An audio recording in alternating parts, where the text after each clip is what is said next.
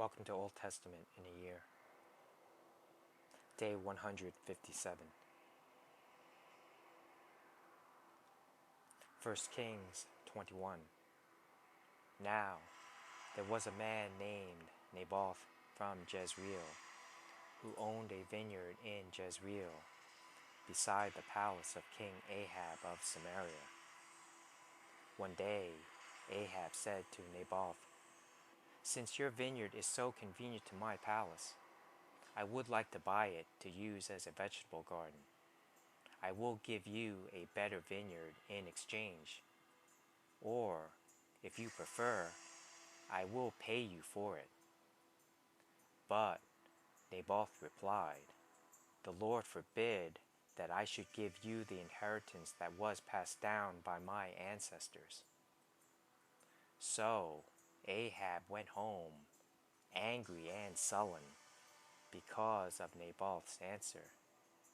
The king went to bed with his face to the wall and refused to eat. "What's the matter?" his wife Jezebel asked him. "What's made you so upset that you're not eating?"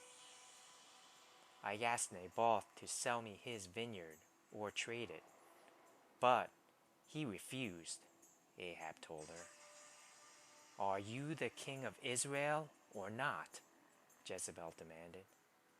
"Get up and eat something, and don't worry about it.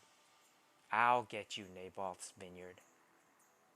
So she wrote letters in Ahab's name, sealed them with his seal, and sent them to the elders and other leaders of the town where Naboth lived. In her letters, she commanded, "Call the citizens together for a time of fasting, and give Naboth a place of honor. And then seat two scoundrels across from him who will accuse him of cursing God and the king. Then take him out and stone him to death."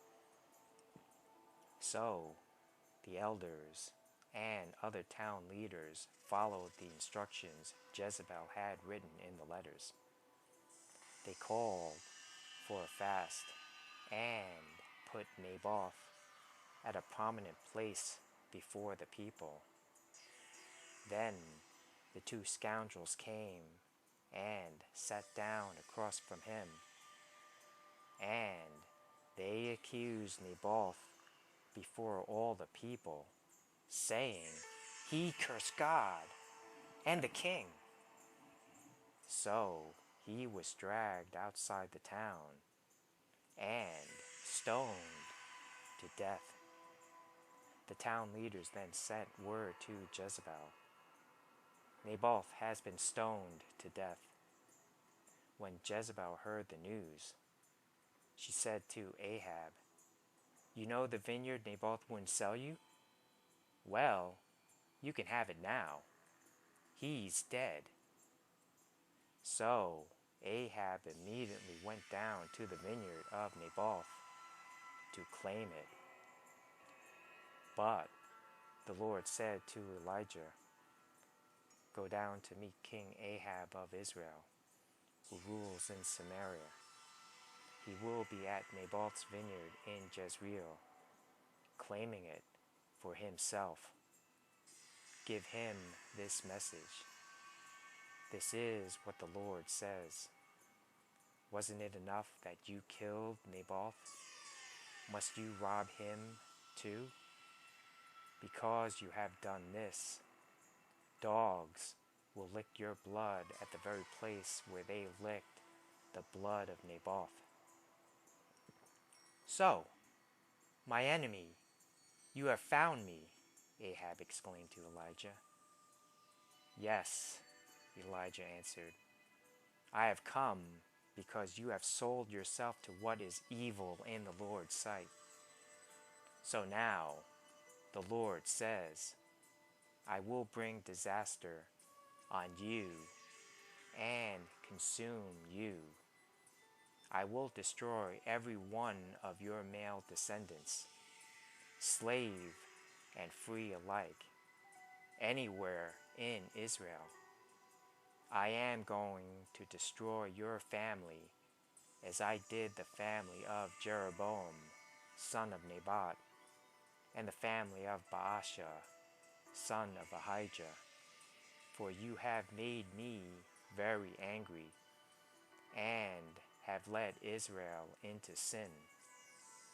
And regarding Jezebel, the Lord says, dogs will eat Jezebel's body at the plot of land in Jezreel.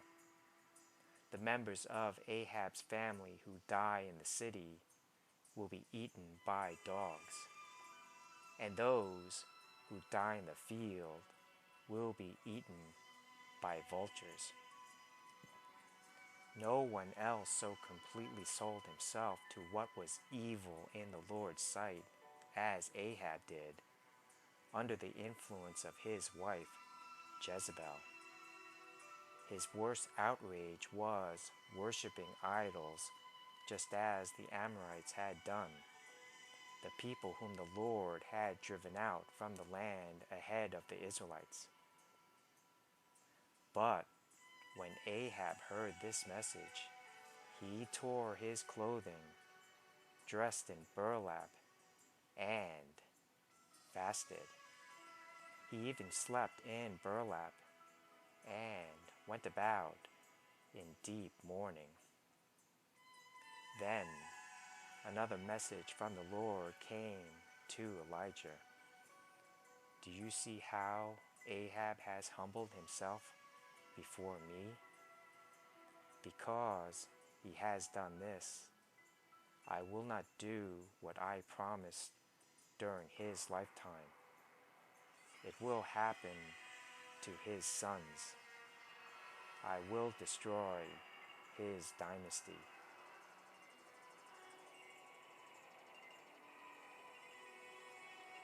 First Kings 22. For 3 years there was no war between Aram and Israel.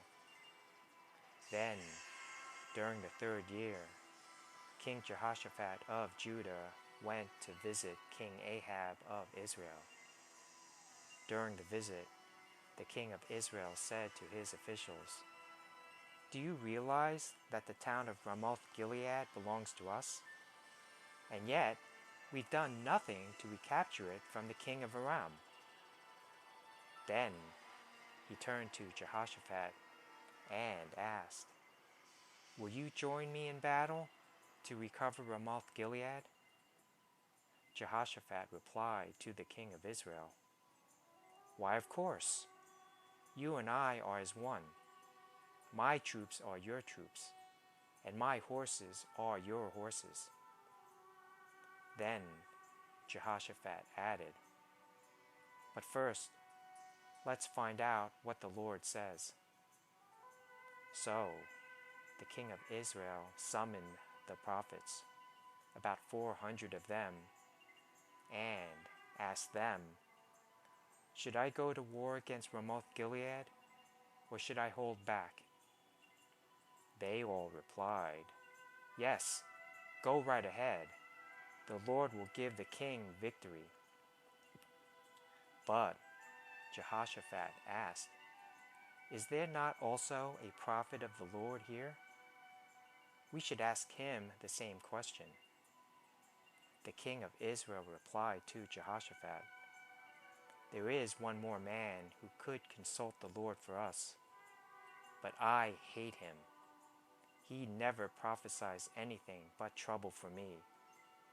His name is Micaiah, son of Imlah." Jehoshaphat replied, "That's not the way a king should talk.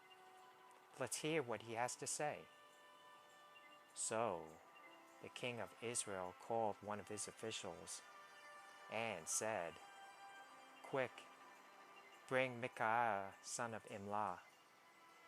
King Ahab of Israel and King Jehoshaphat of Judah, dressed in their royal robes, were sitting on thrones at the threshing floor near the gate of Samaria.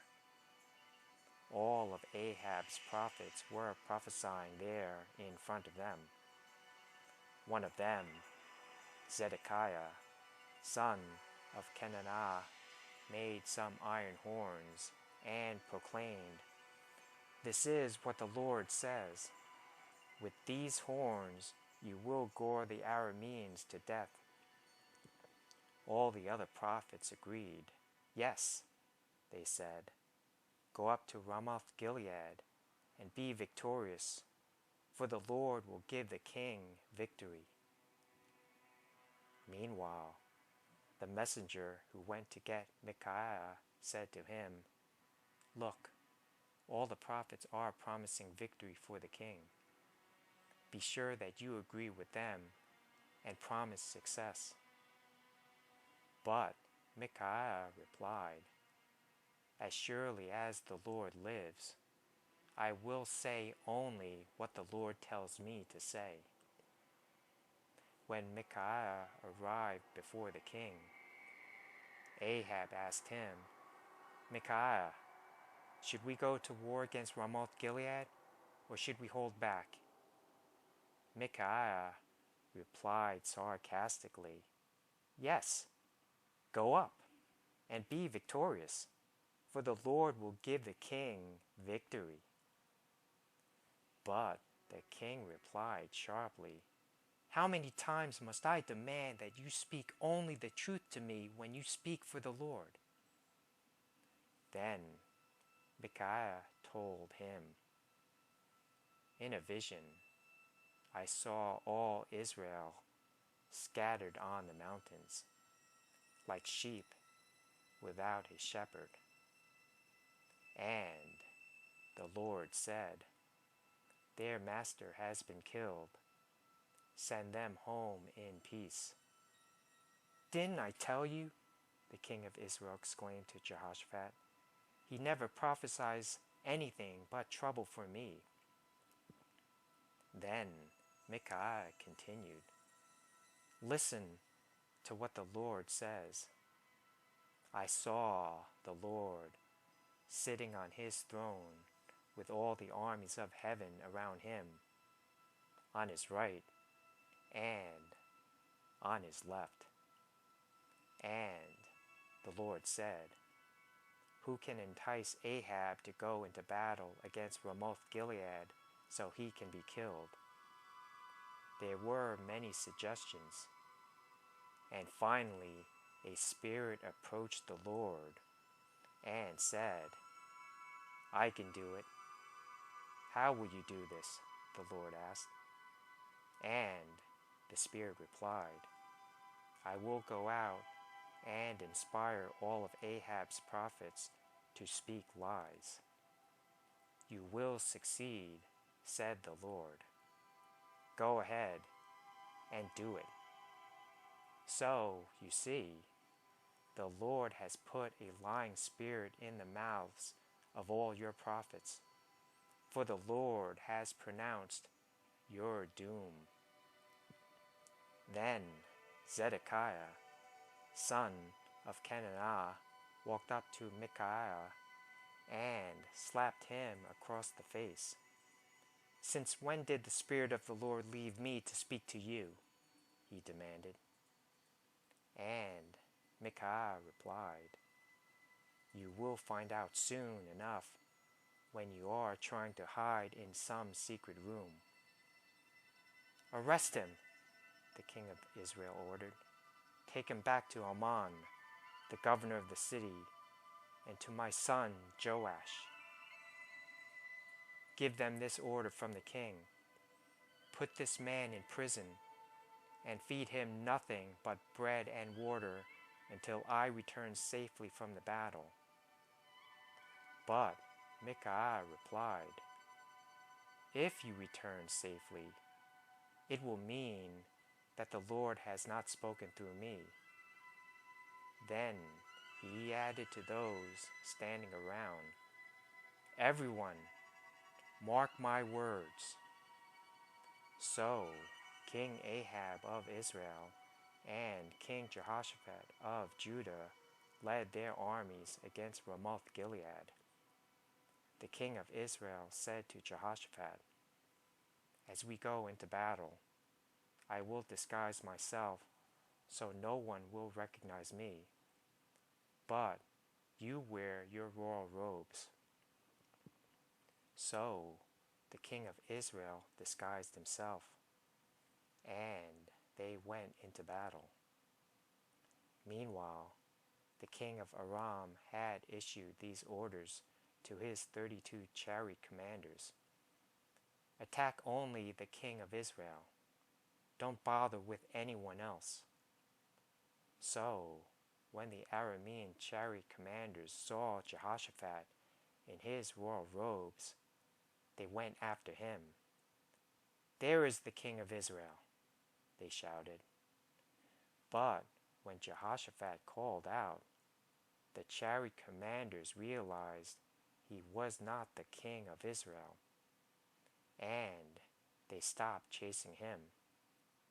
An Aramean soldier, however, randomly shot an arrow at the Israelite troops and hit the king of Israel between the joints of his armor.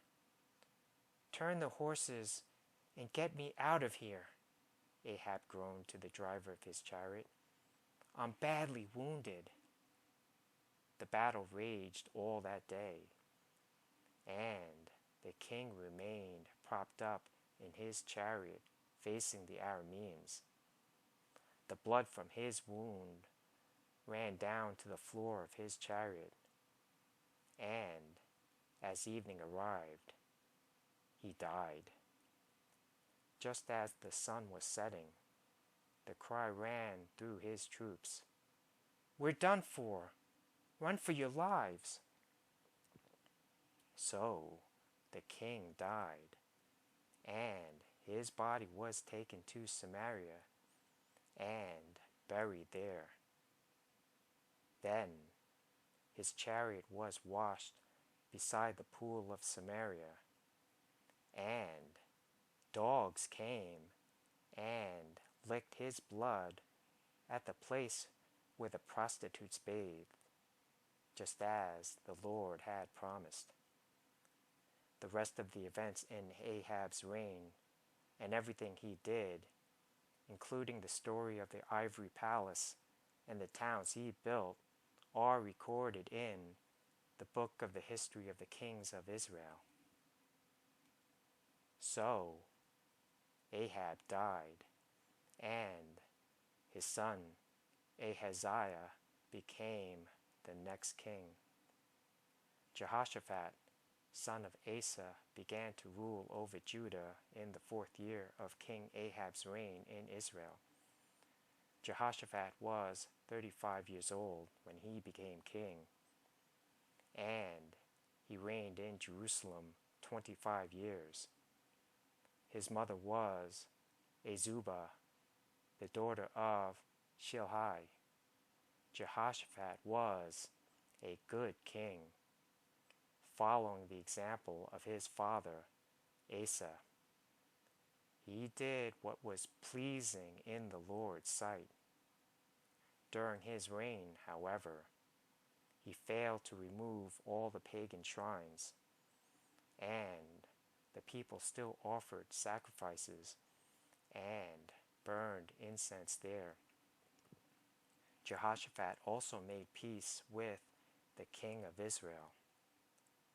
The rest of the events in Jehoshaphat's reign, the extent of his power, and the wars he waged are recorded in the book of the history of the kings of Judah.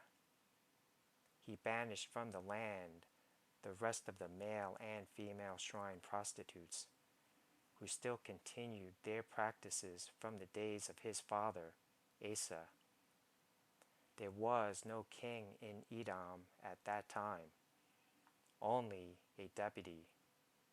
Jehoshaphat also built a fleet of trading ships to sail to Ophir for gold.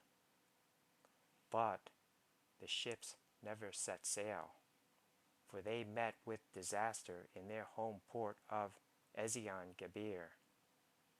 At one time, Ahaziah, son of Ahab, had proposed to Jehoshaphat, "Let my men sail with your men in the ships."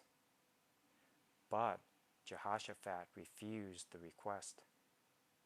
When Jehoshaphat died, he was buried with his ancestors in the city of David. Then his son Jehoram became the next king. Ahaziah, son of Ahab, began to rule over Israel in the 17th year of King Jehoshaphat's reign in Judah. He reigned in Samaria 2 years. But he did what was evil in the Lord's sight, following the example of his father and mother, and the example of Jeroboam, son of Nebat, who had led Israel to sin.